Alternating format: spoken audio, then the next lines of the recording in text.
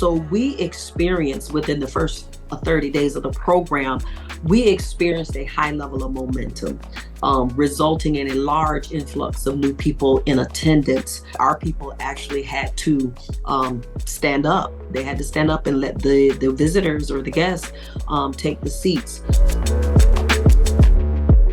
Hey, and welcome to another episode of the Church Systems Podcast, where we give you simple solutions to help you tackle ministry's toughest challenges. I'm your host, Henry Tolbert, and today we're going to be talking about something that I think is going to be extremely, extremely valuable to you. I want to go ahead and warn you, right? I want to really kind of challenge you a little bit today as we talk about wake-up call.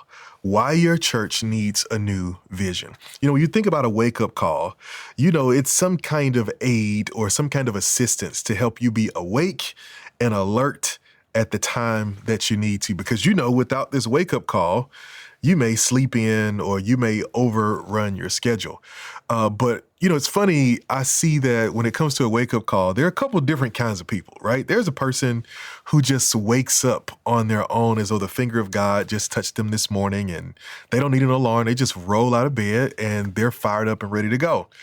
Then there's a person who sets the alarm, and then as soon as the alarm goes off, they get up and they get moving. And then there's a person who needs to set 3 or 4 alarms because they're going to hit snooze every time.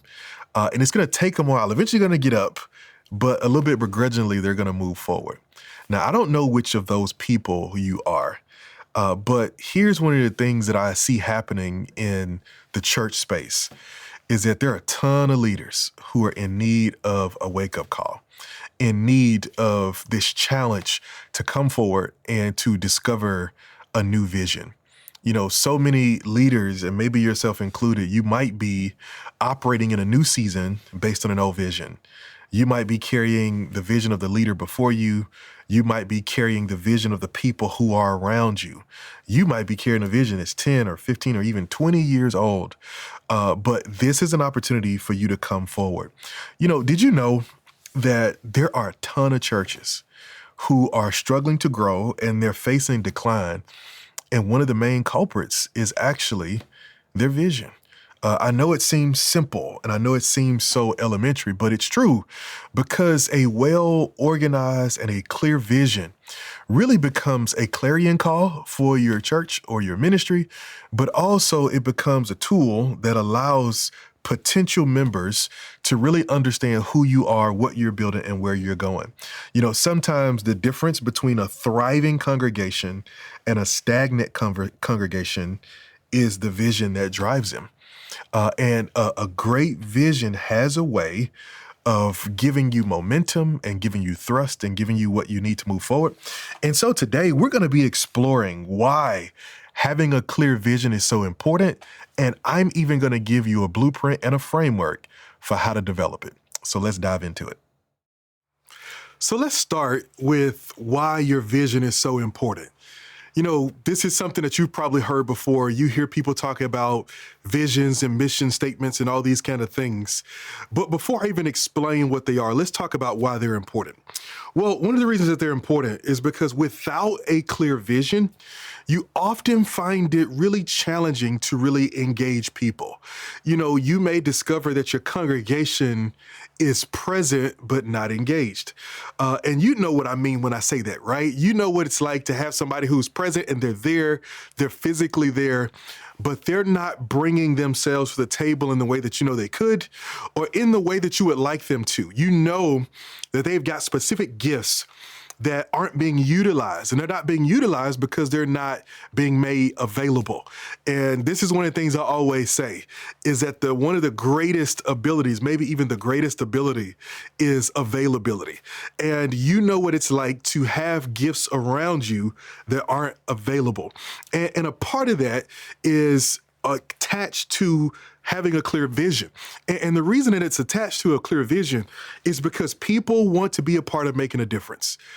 People can understand and they know and they can discern when we're just giving them busy work, when we're just giving them something to do for the sake of giving them something to do, but not making them a part of making a real difference. And so when you don't have a clear vision, what ends up happening a lot of times, and I see this over and over again, high capacity people disengage, right? They don't stay engaged because they want to be a part of something that's really making a difference. Another thing that you'll find is that it's hard to, without a clear vision and without people really understanding where we're going, it's really hard to get the thrust you need for new engagements and for new initiatives. It's really hard to build that momentum because people can look at these projects and go like, oh, these are a bunch of separate things.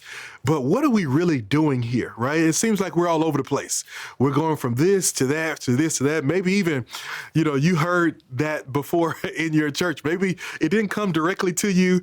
But if it's like, some of the church situations that I know and have been a part of, maybe it goes to somebody else and then makes its way to you, or, and the really good ones, they take it to your wife and then let her bring it, whatever it may be. But you'll find that people are constantly questioning the direction and where we're going.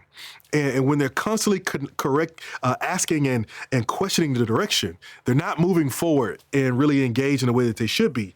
And another thing, without a clear vision, it's really hard to have the right kind of impact on your community. I know outreach is a big thing, but outreach in and of itself needs to be strategic.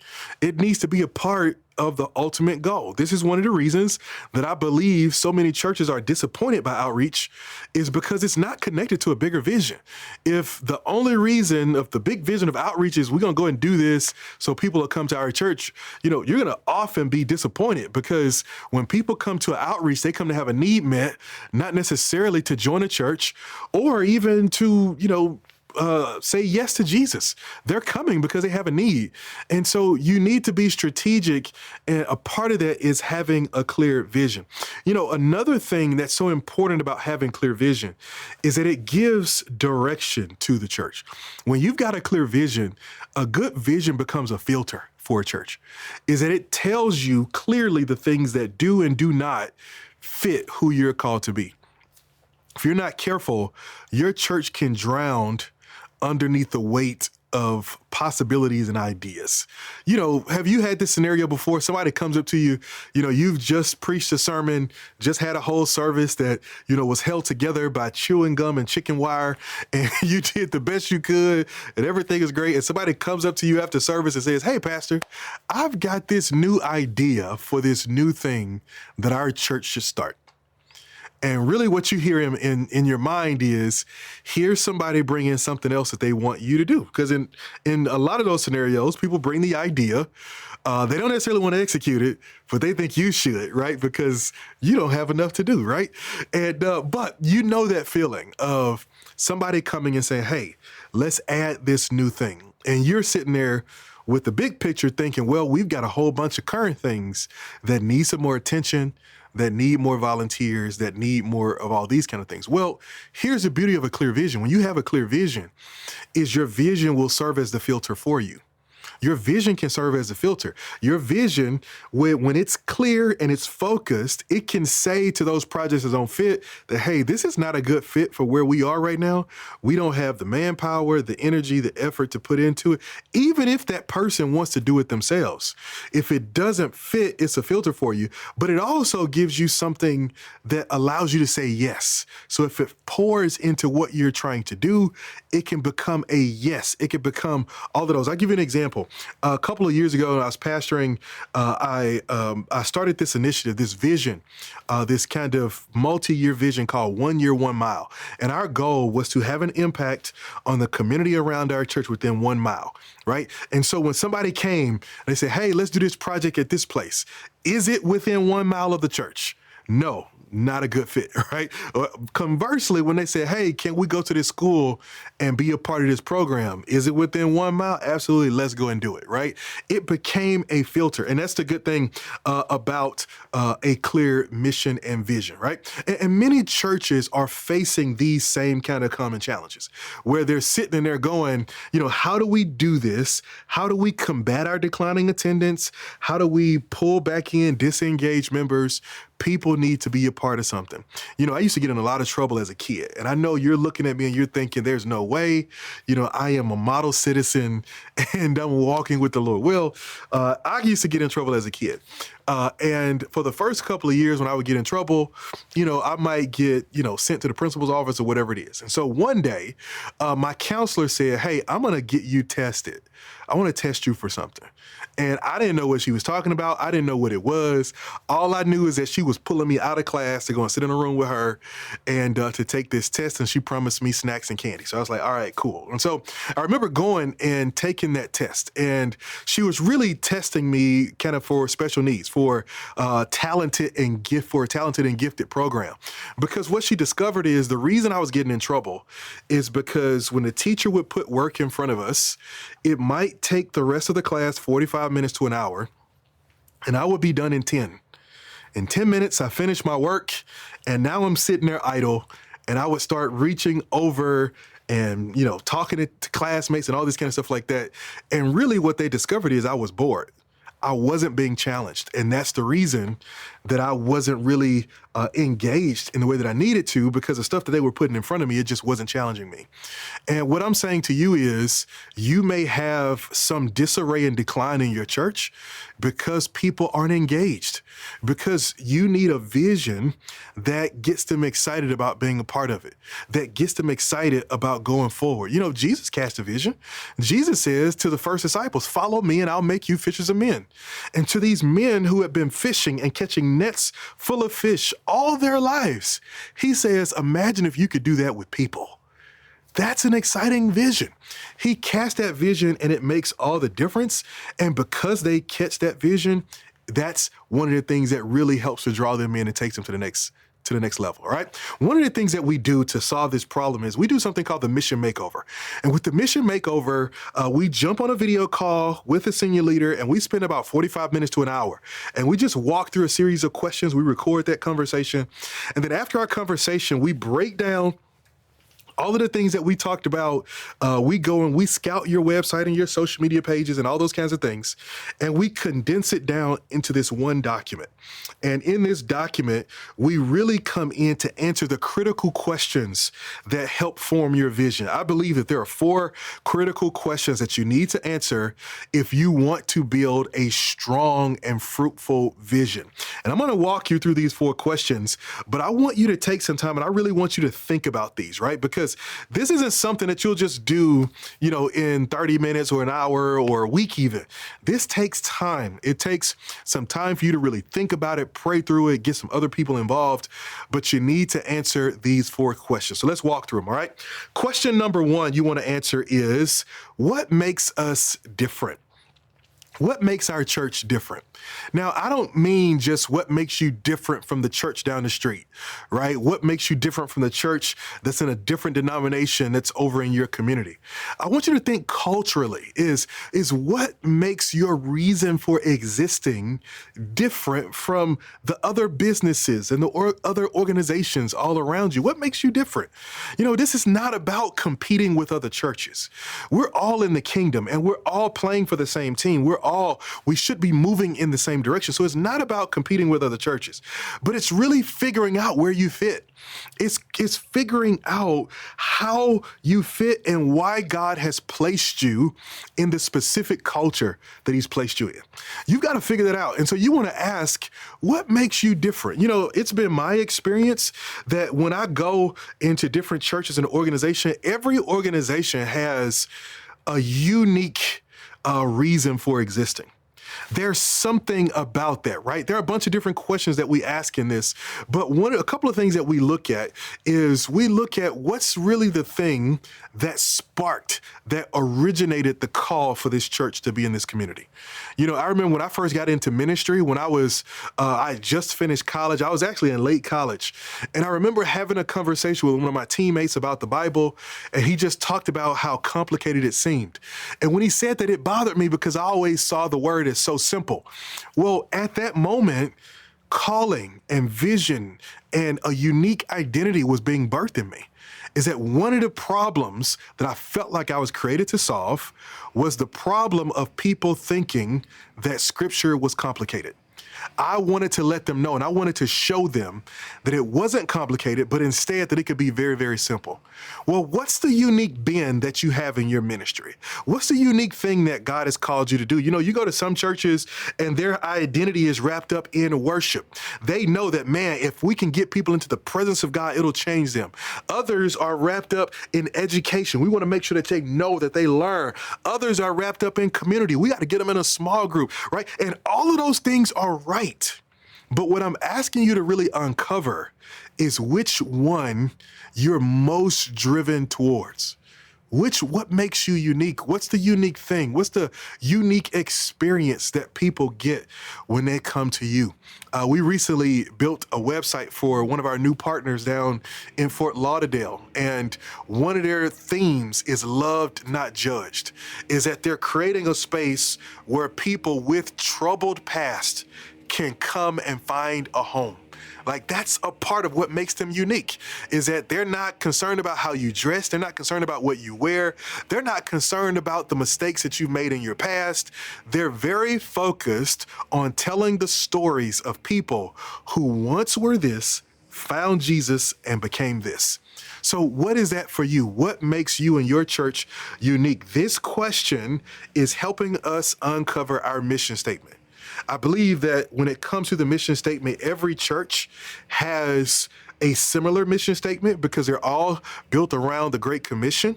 But you need to figure out the language that uniquely expresses what makes you different.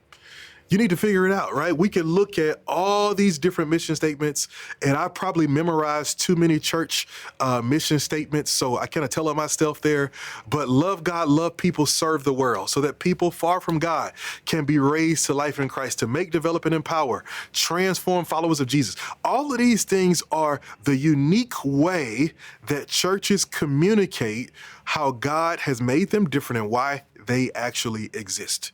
That's what you've got to answer. Why do you exist? Why does your community need your church there? Why is it so important that you be there? And when you clarify that in your mission statement, when people come to your website, when they come to your social media pages, when they peek into your live stream, they should be able to tell that you are adding some value to a community and that it is worth coming to be a part of what God is doing through your church. You've got to be able to answer the question of, this is why we exist. That you got to be able to say that this is why we're here. This is what we bring to the table. And so the first question you've got to answer is a question of mission, which is, what makes us different? Number two, the second question that you got to answer is, what matters most to us? What matters most to us? When we talk about this, we're really getting ready to dive into your values. And I want you to think about what values, what traits, characteristics really matter most in order to help you accomplish the vision that God has given you.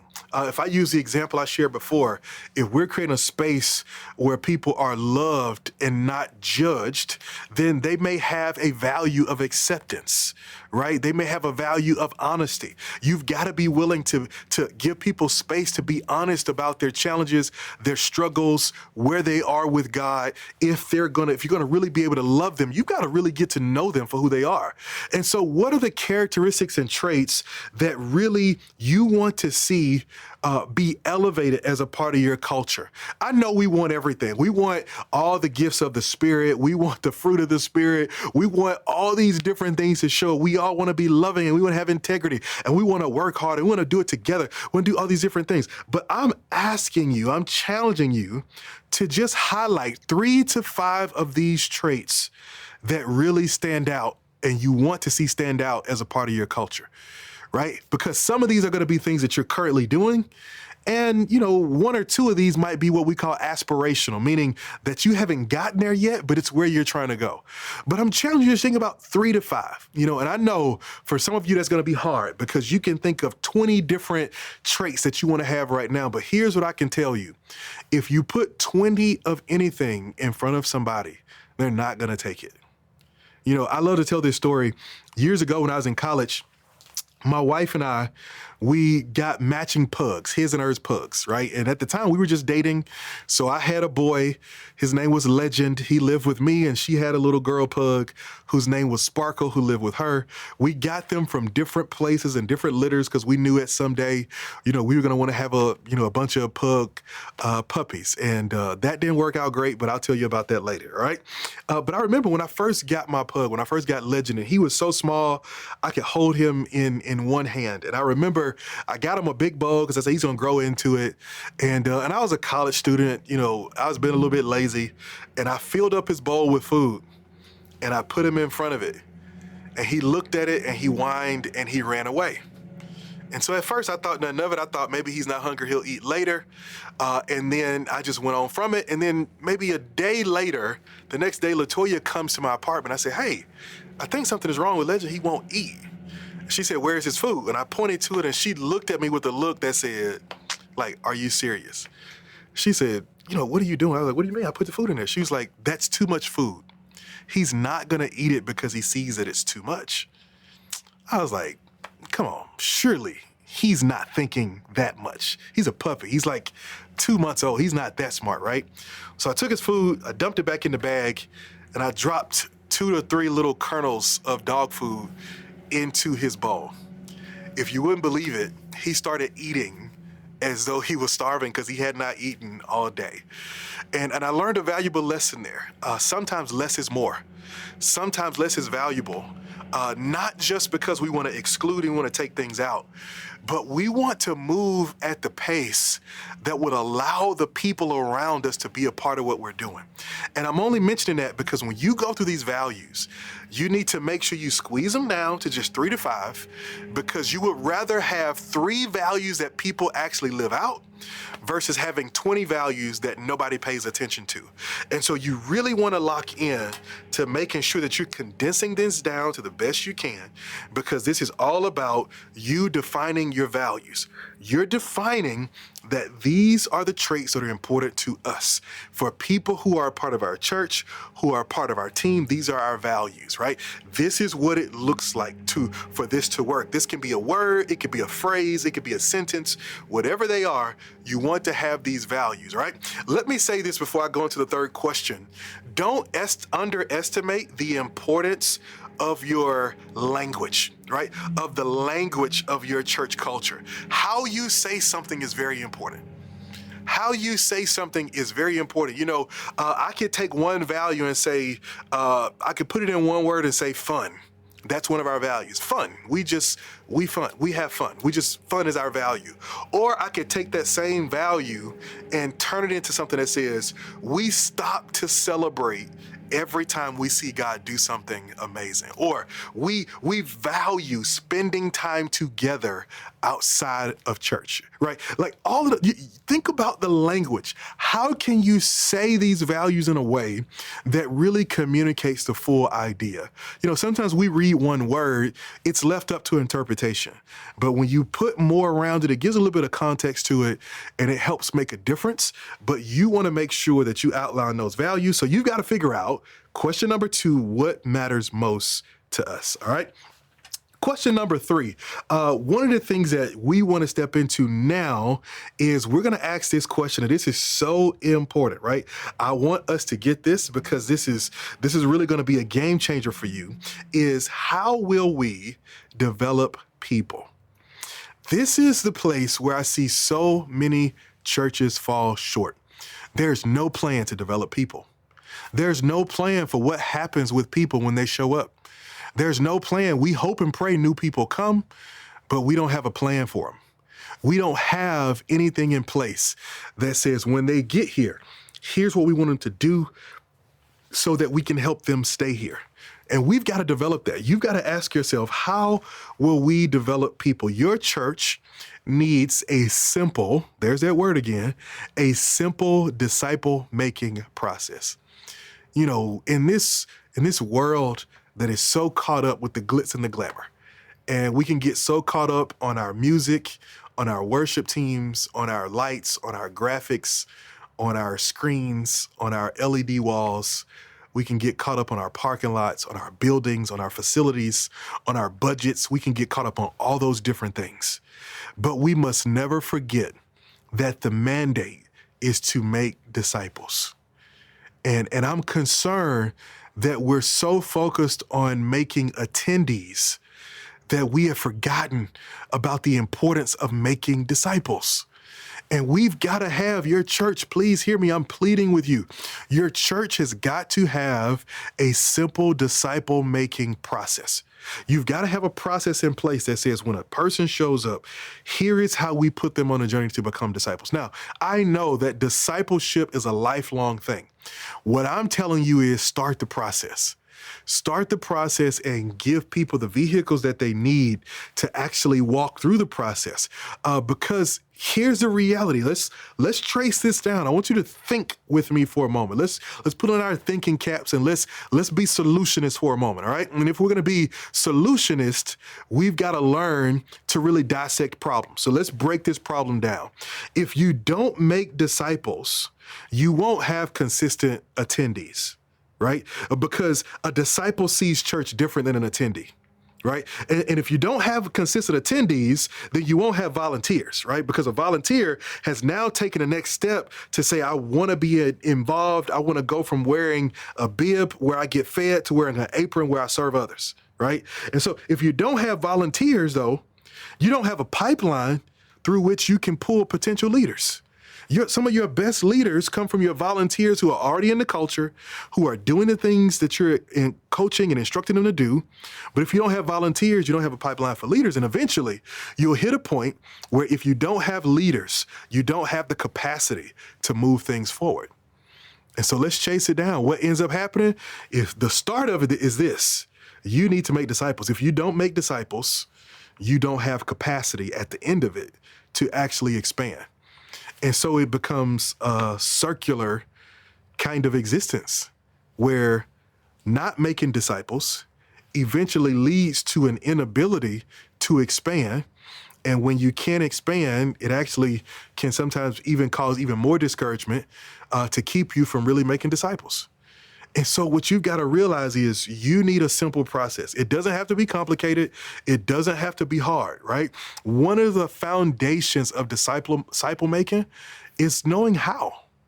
It's just figuring out, how are we going to do this? And that's the question we're going to ask. How are we going to make disciples? What's going to be our simple process? All right. And I encourage you to map out a simple 3 or 4 step process. All right. I'll show you an example by showing you what Jesus said. Matthew 4:19, he says, follow me and I will make you fishers of men. That's what Jesus says, right? So Jesus makes that invitation, but his invitation is actually a process. He says, step number 1 is you've got to decide to follow me. That's a function of the head. If you make the decision, that's going to start the process. All right. So the start of the process is for a person, for these disciples to say, yes, Jesus, we will follow you. All right. That's step 1 in Jesus' process. Number 2, he says, I will make you. Right. So if you follow me, decision of the head, he says, I will make you. That's a function of the heart. He says, I'm going to work on your heart. I'm going to work on you a little bit at a time. I'm going to take responsibility for helping you become who God created you to be. That's phase 2 of Jesus' discipleship process. He says, first, choose to follow me. You got to decide that you want to be in this, that I didn't force it on you, that you chose it for yourself. He says, and then once you chose it, that means you're going to commit to letting me do my part. So you're going to let me keep working on you. You're going to keep on walking with me. And as we're walking together, I'm going to teach you. I'm going to help you. I'm going to show you. And in phase 3, he says, I will make you fishers of men. That's a function of the hands.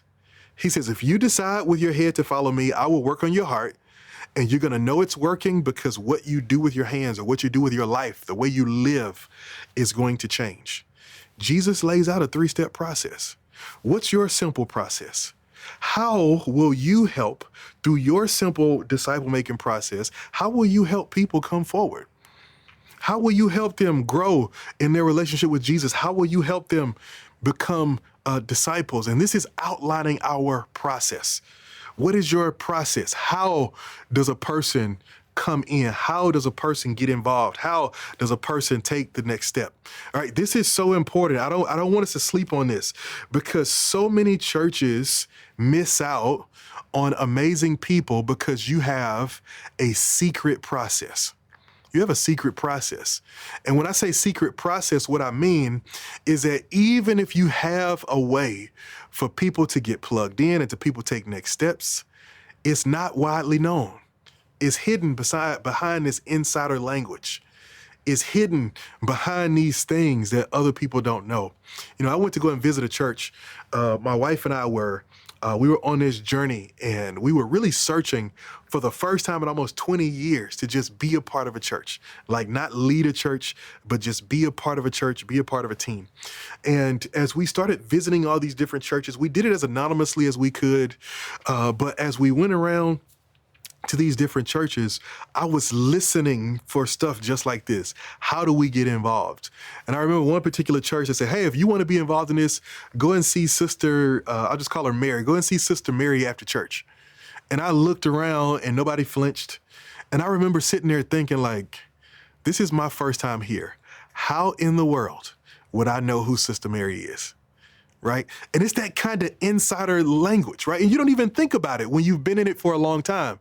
But really, when you put together a process like this, if you want that process to not be secret, you've got to embrace the awkwardness of talking to people that you know like you don't know them. That sounds really weird. I'm going to explain it. But it really means that you come into a room with, let's just say 50 people that you know, and there's one person that you don't know. And so you explain everything to the 49 like you're talking to number 50. It's another way to leave the 99 to go get the one, as Jesus said. Like it's not just physically leaving where I am to go to where that lost sheep is, but it's really figuring out maybe it's not a place of physical leaving, but it's a place of understanding, right? Leaving the understanding that we all have together and going to the place of misunderstanding where the one is and speaking to them so they can be involved. You want to have a clear process. You know, here's another reason that you want to have a clear process. If you don't have a clear process that you communicate to people and invite them to come in and be made disciples. And I'm saying make disciples because I believe within that is church attendance, is going through a new members class, is giving, is serving, being a part of a team, is being a part of a small group. All of those are part of discipleship. But again, here's another reason that you really want to make sure that you get this right, that you do this, that you dive into this. Not only are you running the potential of missing out on some of the people that you want, that you really want to serve, but if not, you'll develop a culture of favoritism. A culture of favoritism. And here's what I mean, is that in the absence of a process, really your only option is to promote and elevate and develop the people that you know and like. I know I just said something hard, but it's the truth. You end up developing and leaning on the people you know. And before you know it, you look up and you realize you involve the same small group of people in everything you do because there's no process that helps you to see, here's how we should intentionally be focused on getting as many people involved as possible. All right, that's question number 3. Question number 4 is how do we measure success? Our process we use is called MVPs, right? You know what an MVP is, a most valuable player. So we kind of took that, but it means mission, values, pathway, signs. And that's what we're talking about in number 4, signs. How do you measure success? What's a win? How do you know when people are actually embracing becoming disciples and embracing the vision of the church? How do you know? There's been a whole lot of talk about goals, and it's very warranted because goals make a huge difference. Goals give us a target. Without goals, anywhere we end up can be wrong, and anywhere we end up can be right. If I said we're going on a road trip, but I don't set a destination, any town I end up in, I can say, you know what, this is where we're meant to be.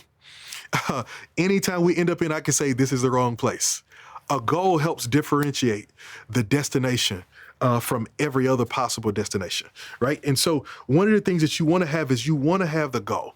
But here's my problem with the church and goals, is that it feels like we've fallen into this fallacy where we only measure goals by numbers. We think that it's just butts and budgets. It's nickels and noses, that those are the only things that we measure. And so I want to challenge you to look at your goals differently. I want to challenge you to look at your goals in a different way by setting your goals as behaviors. I want to challenge you to set your goals as actions that you want to see people take, right? When you think about goals as behaviors, really what you're saying is it's not about how many people show up. It's about what kind of people show up. That the how many will come, and we'll get to that, right? But it's about do I have the right kind of people? Are we doing the right thing? Are we creating the right kind of people? Because you could have a room full of people who have no integrity. You could have a church full of 1,000 liars if you want it. You could have a big group of people who get together, but they're not advancing the kingdom. And so what you want to focus on is you want to make sure that you're setting the culture and the expectation that here is who we are. So you're asking yourself, what are the practical actions that we want to see people take on a regular basis? What are the things we want to see people do? What are the ways that people, that we'll know that people are really catching the vision and really, really embracing who we are?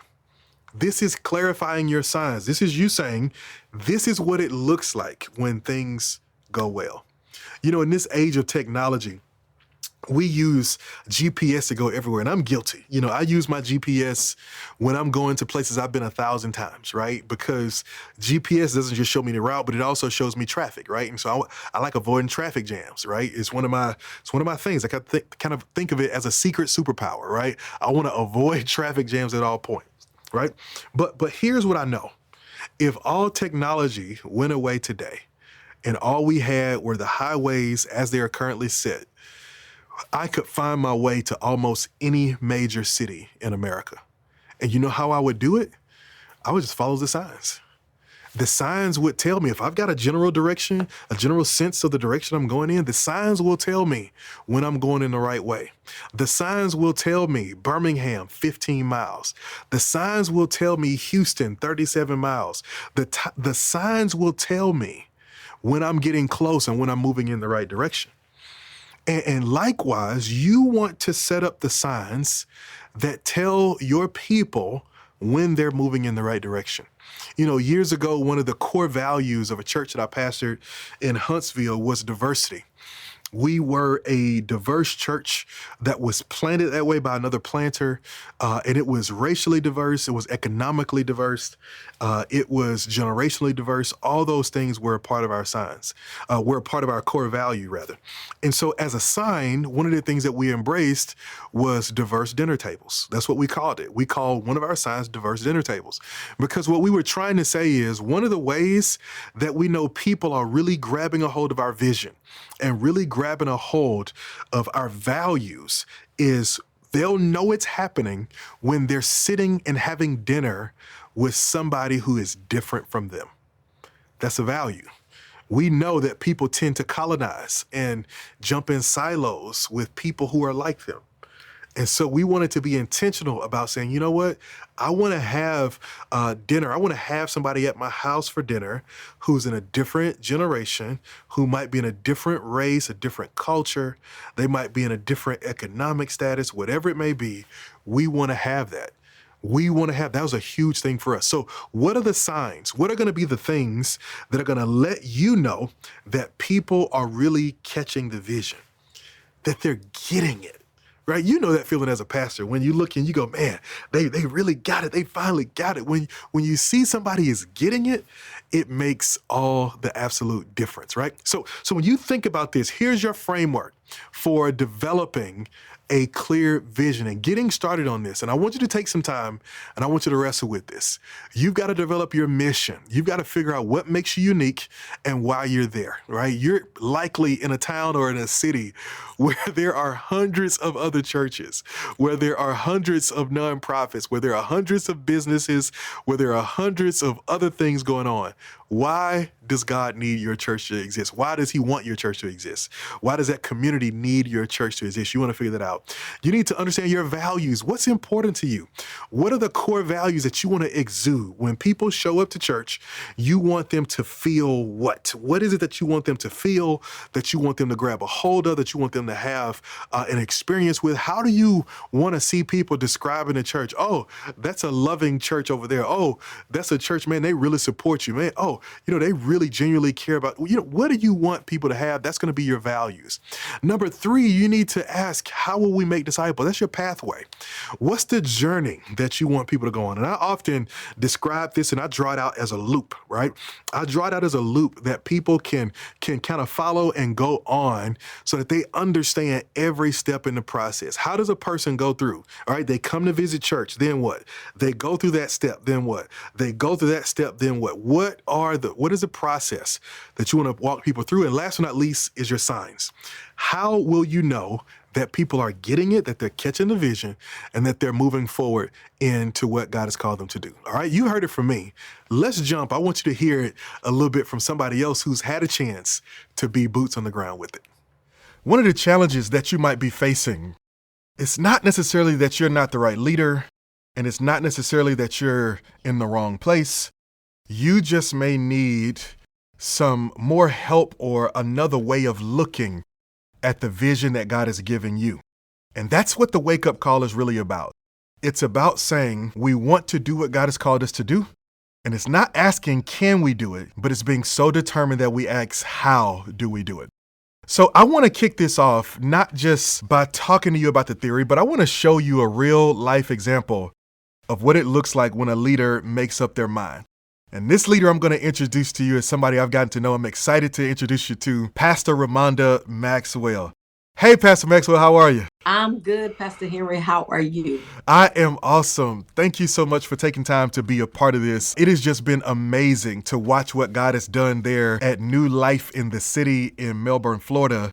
But I want you to talk just a little bit. Tell me, I know we've been partnered together for just a couple of months now, but what prompted you to kind of take the next step and really take initiative to really start moving things forward with the church? Absolutely. First, I want to thank you for having me and bringing me in on this podcast. I was that one that was asking the question, how are we going to step into the next? And what is it that's needed to do that? And so when we met, or when I was invited to one of the leaders in the city that you were hosting one of your seminars, when I attended that meeting, it was like an aha moment for me. It was like, this is the next step. This is what the Lord is leading us to do in order for us to go from where we are to where we desire to be. So it was like the answer to me, seeing you and hearing what you were saying and how you was expressing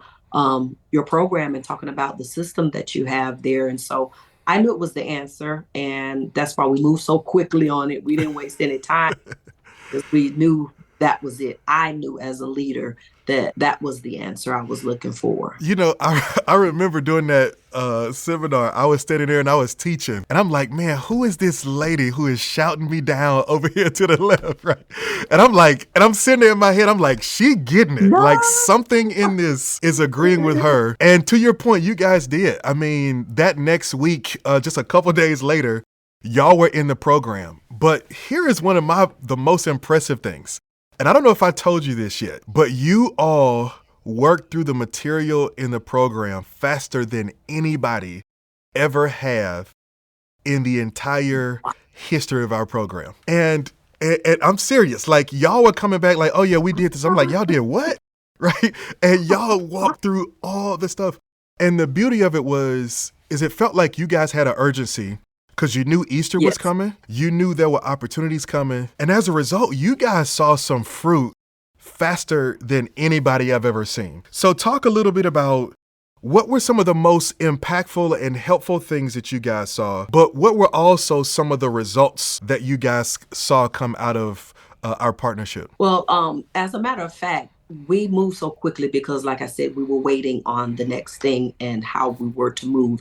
And your program provided that for us. So we experienced within the first 30 days of the program, we experienced a high level of momentum, resulting in a large influx of new people in attendance, including the fact that as you mentioned, it was Easter weekend coming up, I believe, but we were hosting two main events that our church really catered to. And that's our Family and Friends Day, as well as the Easter program that we were looking forward to. So the program definitely contributed to the overwhelming response. I mean, because it got to the point where in our services, there was standing room only. We didn't have any chairs. Yeah, it was like that. Our people actually had to stand up. They had to stand up and let the visitors or the guests take the seats. Two of the main things that we implemented or we saw that really worked for us in helping us to see this result was your assimilation system and the evangelism system. Those two systems played a key role because they are kind of like the first two things that are on the program that you really introduce. And so we jumped on those. And we just hit it, boom, boom, boom, put things into place, set it up. We just followed the instructions. We followed the system. And it worked for us. It yielded optimal results. I was taken back. It was really very exciting.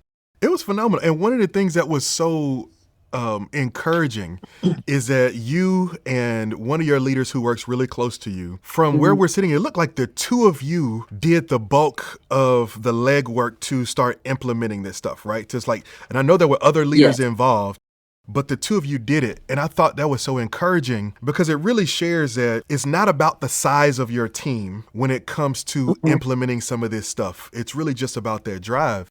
And one final thing that I would love to hear you talk about is, I know that, the world is changing and evolving in some ways, but there are still some pockets of ministry where it can be challenging to be a woman in ministry, right? To be a woman as a pastor, whether that's being a part of denominations, being a part of programs, all of that kind of stuff like that.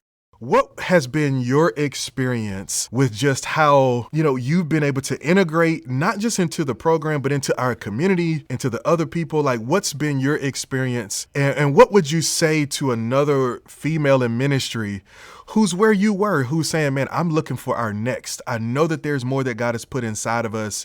I know there's more he wants to do. I just got to figure out how to get there. Like, what would you say to them? I would strongly encourage them to lean on their support system. One of my main, I could say, one of the biggest advantages that I have as a female pastor is that I have a support system because I am a leader, a female leader that's married. So my husband, believe it or not, has been a major source in helping me to develop my gift, because it's to him, it's not so much about, gender as more than it is, the call of God that's on your life. the anointing and what God has created you to do, and he's not afraid to push me. And fortunately that I did come from an organization that does believe in women pastors and really help to cultivate um my call. And so Mm, that has helped me a lot, and God has surrounded me with people who really see the sincerity and recognize the gift, mm, and just are there to support I would say lean on your support system. Let those be the ones that see who you are, what you have to offer. Let them be the ones who just really help to push you forward and be your encouragement, because mm, sometimes if you're listening to outside sources and what others are saying and what the world is saying, it can be discouraging, because mm, you got some people who just really don't believe that women should be in leadership at all. mm, And so you have to just really fight against that, and don't let that get to you, and just continue to press forward, knowing that God has a plan and a purpose, and continue to seek it out, because he will reveal it to you. mm. Either you get an invitation, somebody will call you, you will see something, you will hear something, and eventually you will lock hold to the thing that you're designed to do, to take that next move in ministry. Don't give up. If I Yes. could say anything, just stand your ground, Yes. stay the course. Yes. Thank you so much, Pastor Maxwell, or Pastor Mandy, as Apostle Brown likes to call you. And then shout out to Pastor Anthony, because he truly has, I've seen that he is a great support system. And I just love how he supports you. And that's encouraging. And I love to see that. And I too want to say to any pastors watching, whether you be a male, female, wherever you are, you're called of God. I want to encourage you to receive this wake-up call, receive this moment in time that I believe is a kairos moment, that is a clarion call for you to step up to the plate and to say, not can I, but how will I? Can I is questioning whether it's possible, but how can I recognizes that it's possible, but it's on a journey to figure out how do we make it probable. I believe God wants to do it in you, and I want to encourage you to lean into it. So to summarize, what we're really trying to say, and what I'm really trying to drive home with you, is that a clear vision can really be a crucial component to helping you move forward and to helping you take the church to the next level. With our mission makeover, when we work with our churches to do that, one of the things that we're doing is that we're not just creating a document, we're not just creating a piece of paper. What we're doing is that we are even in some ways prophetically speaking into the future that we know we see. One of the things that I love most about working with church leaders like yourself is that we have this natural and innate ability to live based on what we see on the inside until we see it on the outside. And I think that's one of the calls of leadership, especially church leadership, is like a Moses. We receive this vision from God and we walk as far as we can to seeing that thing come to pass. And if you want to get some help and you want to take that next step and you want to get your vision together, you want to get it tight, don't hesitate, reach out to us and let's connect, and our team will help walk you through the mission makeover. I know that God wants to do something special in your church. And if you're ready to revitalize, if you're ready to re-energize, if you're ready to relaunch your church and take it to the next level, then you can visit us on our website and learn more at getchurchsystems.com. Well, listen, I hope this has been a blessing to you, and I look forward to our next episode. In our next episode, we're going to be talking about locking the back door, how to keep new people. We're going to be talking about retention. So make sure you subscribe, stay tuned, and until next time, keep the gears turning.